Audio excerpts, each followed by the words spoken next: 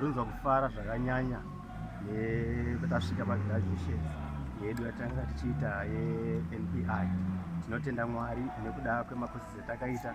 Mazhinji acho makosi etakaita akatibatsira zvizhinji kugona kugara nevamwe zvakanaka, kugona kudzidza zvimwe zvinhu usati wasvika mazviri, kugona futi kunzwisisa upenyu hwavamwe vanhu, masituations avamwe vanhu, nekugona kuona kuti zvinhu kwazviri kuenda zvichapera zvakadii. Saka tinotenda Mwari neprogramu yatanga tinayo. Saka tinofara nekuti programu iyoyi nekweyari right now tasvika panguva yekugraduata. Mwari vandiitire zvakanaka. Chii chinonzi NBI?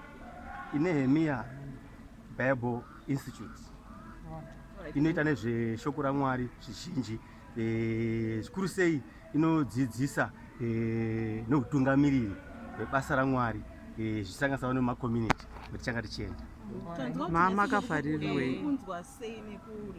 Ndiri kufara zvakanyanya nekuti taifanira kugraduata last year, but zvakangodhileyawo nekuda kwekubata kwaMwari kuti zvingoita coincidence yekuti tichibuda nhasi then tobva tagraduata, zvoreva kuti urongwa hwaMwari hakuna anogona kupikisa, nekuti nesu taingoshuvira kuti takanzwa kuti kubva Monday vanhu vagona kutanga kubuda, but zvangodhileyiwa naMwari kuti tisvike nhasi tichibva tangograduata tobva tabuda nemadiplomas edu, kana kuti nevamwe vese vatinga tadzidza navo toparadzana zvakanaka negraduation.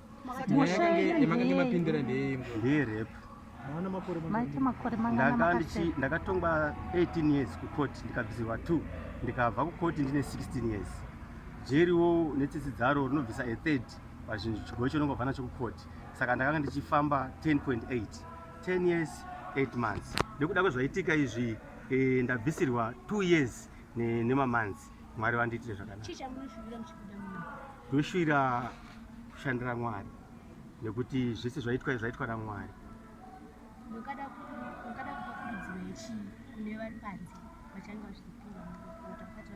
Kurudziro yandinoda kunyanya kutaurira vazhinji ndeyekuti kana wapinda mudambudziko rekuti wapara mhosva, unofanira kuripenga kana kuti kunzwisisa kuti ndakatadza. Vanzwisisa yatinoti reformation, vadzwisisa izvozvo wodzokera mundangariro dzako. Neimwe nguva vanhu vanopara mhosva vari masituations akasiyana siyana. Vamwe vanenge vakagumbuka, vamwe vanenge dziri hondo dzekunesana, neimwe nguva zvinova vanhu zvinosiyana. Saka moment of madness iyoyo kana uchinge wamukati munomu inenge yapera. Saka vakufokasa nezviri paground.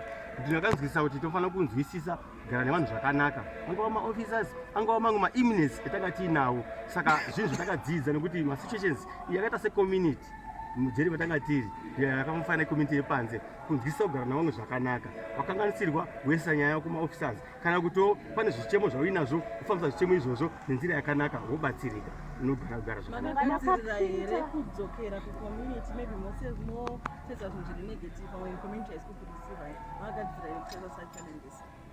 Ini ndakagadzira zvese nekuti ndakanzwisisa shoko raMwari nemakosi etakaita munomu akawandisa, eBible, education